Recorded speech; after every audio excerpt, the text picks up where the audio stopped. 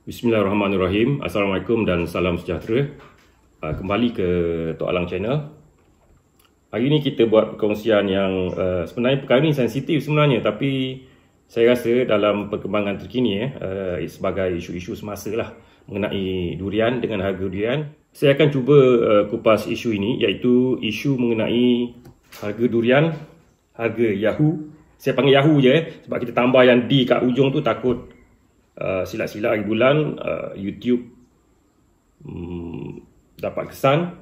Tak silap saya punya YouTube channel ni kena block pula sekejap sebab perkataan tu sensitif sikit. Tapi sebelum itu seperti biasa, permohonan saya kepada tuan-tuan, puan-puan semua yang mana masih belum lagi subscribe Tok Alang Channel, bolehlah tekan butang subscribe sebagai tanda sokongan dan juga loceng notifikasi kat sebelah ni sebagai tanda sokongan kepada Tok Alang Channel supaya kita dapat lagi berkongsi idea-idea, buah fikiran mengenai penanaman durian dan juga mengenai durian keseluruhannya. Kita balik kepada isu kita, iaitu mengenai orang kata harga durian, harga Yahoo. D kat ujung. Okey, saya akan sebut Yahoo je lepas ni. Baiklah macam mana nak kata saya akan cuba kupas isu ni dari 4 sudut pandang, iaitu 4 point of view, 4 sudut pandang, supaya kita lebih terbuka dan itu dapat satu kesimpulan yang murni untuk semua pihak. Jadi 4 sudut tu ialah, yang pertama, dari sudut pandang seorang pekebun durian, seorang peraih ataupun pemborong durian, seorang penjual durian, dan juga akhirnya orang yang di hujung rantaian, iaitu pembeli, penggemar durian, pembeli durian, yang orang kumpulan inilah yang biasanya mengatakan bahawa harga durian, harga Yahoo. Okey, sebelum tu saya nak ucapkan juga terima kasih kepada kali ini kita ditaja oleh sebuah syarikat kawan saya lah yang membuat tudung kepada kita ni lah, warga lelaki terutamanya. Banyak subscriber saya ni kebanyakan lelaki, 85% lelaki, hanya 15% saja wanita. Wanita pun boleh tengok iklan lepas ni. Lelaki pun tengok untuk pasangan masing-masing.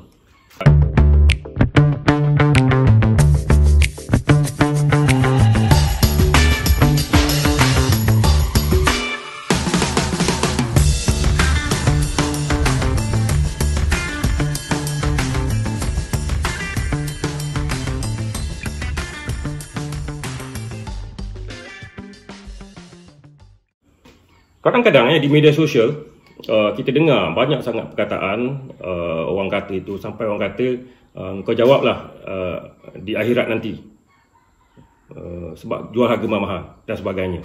Dia banyak menyentuh banyak pihak. Saya pun tak tahu siapa yang memulakan terminologi ataupun perkataan harga Yahoo ni. Saya tak tahu siapa. Okey, baiklah kita tak nak buang masa. Saya nak pergi kepada yang pertama, pekebun durian. Baiklah, pekebun durian yang terlibat sini ialah orang yang menanam durian untuk dijual. Walaupun dia ada satu pokok, dia akan jual buah dia, katalah 10 biji, 15 biji. Itu dia sebagai pekebun dalam konteks inilah, itu orang yang menjual. Dan juga orang yang menanam durian secara komersial lah. Dia tanam 10 pokok, 20 pokok, 100 pokok, 1000 pokok secara komersial, maknanya dia tanam durian untuk dijual.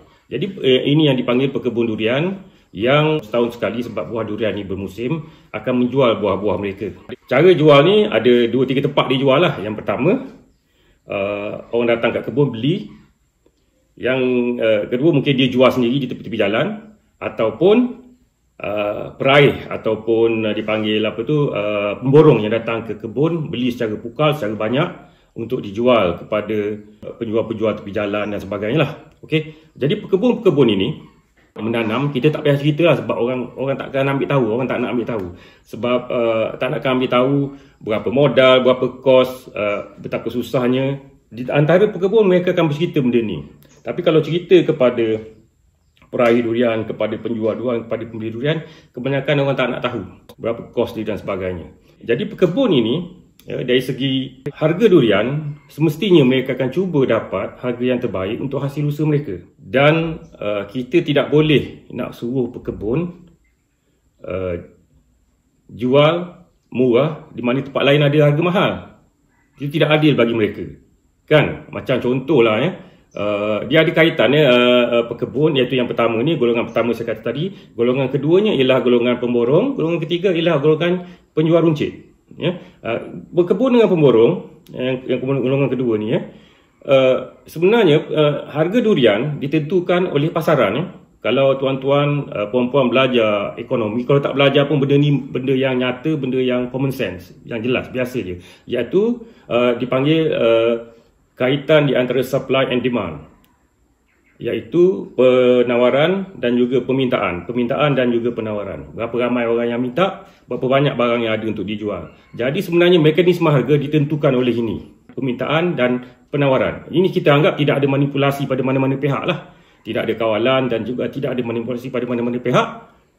Harga barangan di sini, dalam kes ini ialah durian lah, ditentukan oleh mekanisme ekonomi. Dia panggil supply and demand, di mana lebih banyak buah ada, contohnya orang tak banyak makan, jadi harga akan menurun dan sebagainya lah. Okey, jadi adalah tidak adil, katalah tidak adil dan tidak logik lah. Katalah seorang pekebun durian ni, katalah harga pasaran RM30 sekilo, contoh harga musangking RM30 sekilo, di pasaran 50, katalah pemborong pergi ke kebun beli 30 contohnya.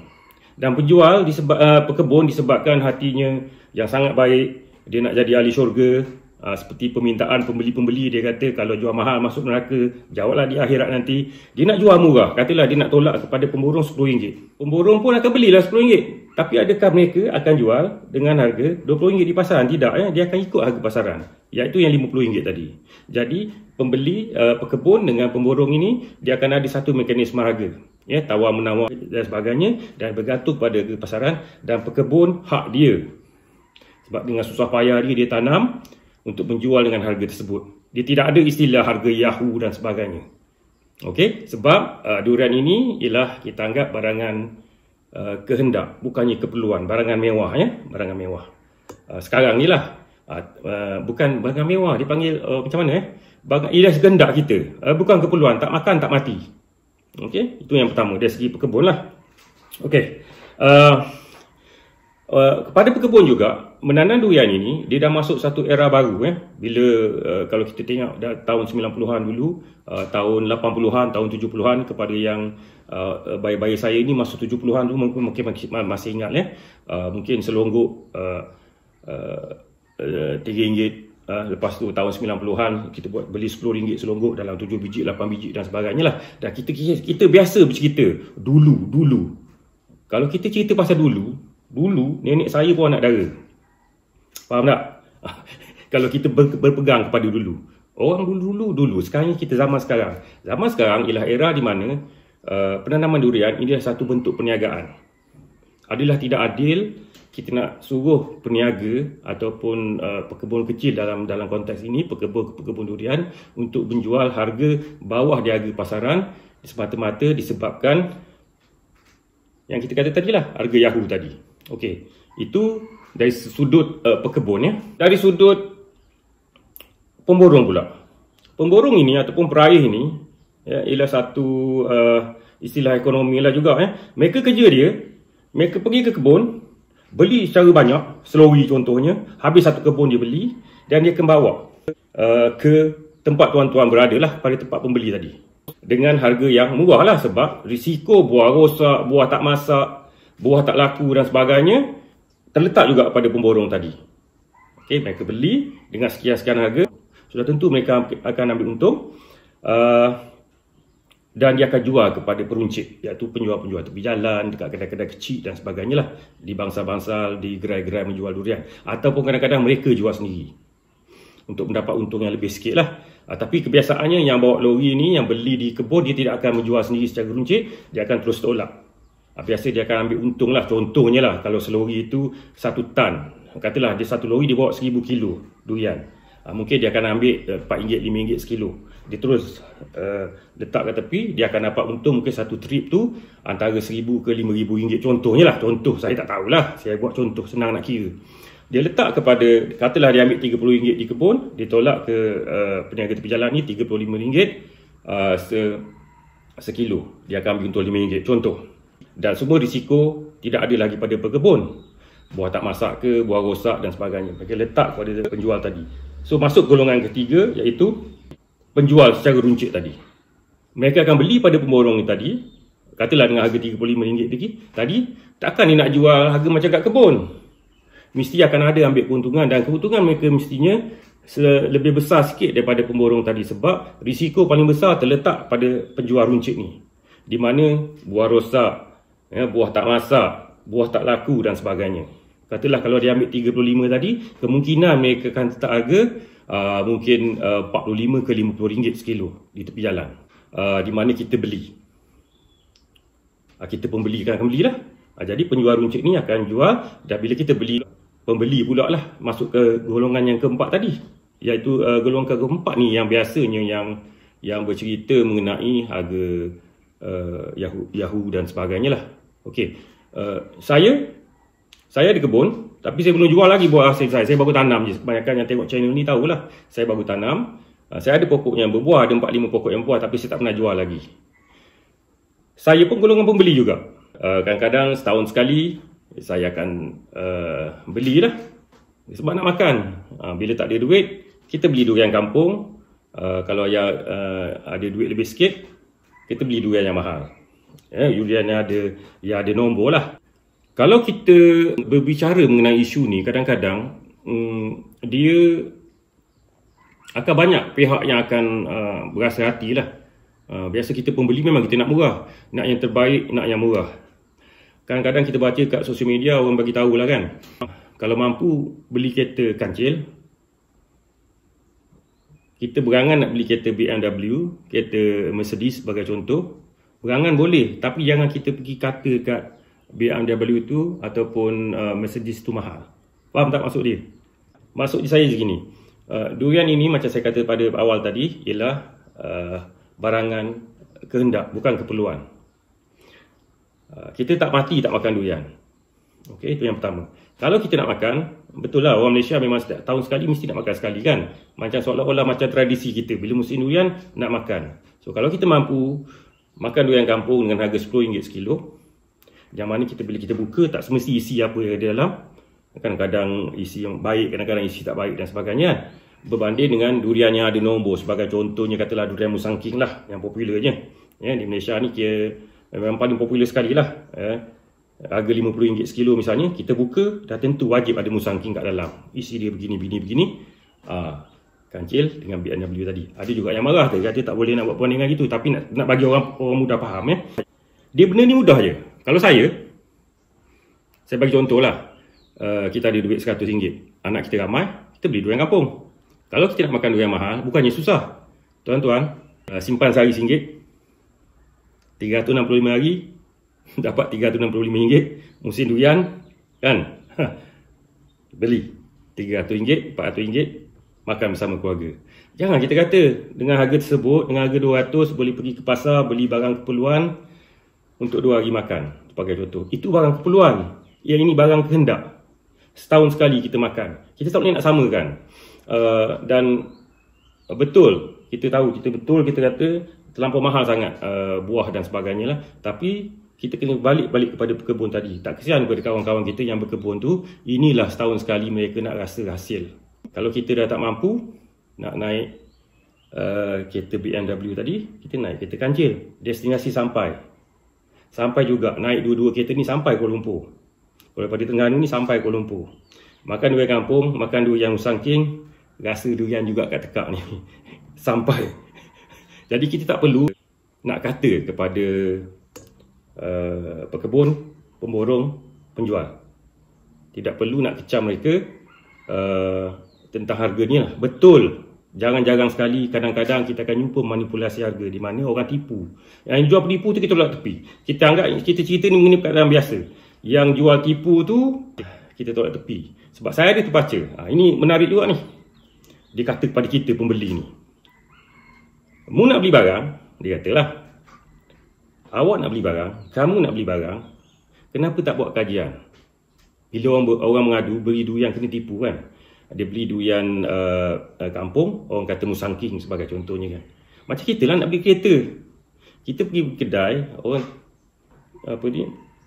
penjual kedai kata this is a BMW 3 Series. Kita pun percayalah, kita beli berharga dengan BMW. Bawa balik tengok-tengok rupanya kereta kancil. Axia sebagai contohnya kan. Seolah-olahnya begitulah. So kalau kita nak beli durian, dah tahu durian tu mahal, buat kajian, Google, tengok gambar. Durian ni begini, tanya orang. Barulah kita pergi dekat tepi jalan tu, sebab kita nak beli barang mahal ni. Nak beli barang harga RM50 sekilo. Kita bawa RM300, mungkin akan dapat 3 biji je, 4 biji je. Jadi kita kena buat kajian betul-betul, pilih betul-betul. Okey. Seterusnya, durian jual dengan kulit. Biasa dengar tak? Kan kita biasa dengar kulit je mahal. Kadang-kadang kelakar juga ni sebenarnya. Dah namanya durian. Ada je orang jual dengan tanpa kulit. Daripada RM50 sekilo, dia akan jual RM200 sekilo. Iaitu isi saja dengan biji adalah. Ada juga yang tak nak biji, boleh. Tempoyak ada. Durian tanpa kulit, tanpa biji. Tapi tak begitulah. Jadi kalau kita kata durian kulit, ada juga orang kata beli pisang tanpa kulit, buang. Buang apple, kita kekis kulit dan sebagainya lah. Jadi durian memang dijual macam tu, tuan-tuan. Jadi isu ini macam saya kata tadi lah, dia sangat sensitif. Ramai orang punya pendapat, tapi kebanyakannya kepada pembeli lah. Saya mudah je. Kalau saya tak ada duit, saya tak mampu, saya buat senyap je. Saya tak beli lah. Kita simpan duit, kita beli yang main buah yang kita boleh dapat. Tahun lepas saya beli sekali je. Durian kampung RM15 sekilo. Sekali je saya beli tahun lepas. Betul ni. Saya beli sekali je. 2 tahun lepas, disebabkan kebun saya yang 5 pokok tu ada buah, saya tak beli. Itu nasib lah. Jadi kesimpulannya, kita tak salah mengenai perkataan tu, Yahoo tu. Sebab sangat terasa kepada kawan-kawan kita, sahabat anda kita, saudara mara kita yang berkebun durian, yang menjual durian, yang meniaga. Senang-senangnya saya galakkan tuan-tuan dan puan-puan semua menanam seorang sepokok pun tak apalah, supaya kita dapat rasa kesusahan mereka. Dan besok tak payah nak belilah. Dan bila tak ada orang nak beli durian, durian akan turun harga masa pasaran tadi. Ada juga yang kata dah tanah tak ada, itulah dia harga durian, sebab orang tak ada tanah. Tanah mahal kan, termasuk juga harga durian, termasuk harga tanah. Jadi kita sebagai orang Malaysia, tak kira bangsa apa pun, kita jangan gelar gelaran yang bukan-bukan kepada sahabat anda kita, kepada pekebun, pemborong, penjual dan juga pembeli. Ini ada satu keluarga dalam keluarga durian ni, dan dia ialah kekayaan baru negara kita. So kita nikmati setakat yang boleh lah. Jangan susah hati, jangan balah. Kalau ada apa-apa komen, boleh komen. Kalau komen mengarut je, saya delete. Kita ambil komen yang positif je. Sebab channel saya ni kebanyakannya kita bincang benda-benda yang positif. Tak perlu nak viral-viral. Okay, saya rasa setakat tu dulu perkongsian daripada Tok Lang Channel. Sekian, Assalamualaikum. Bye-bye.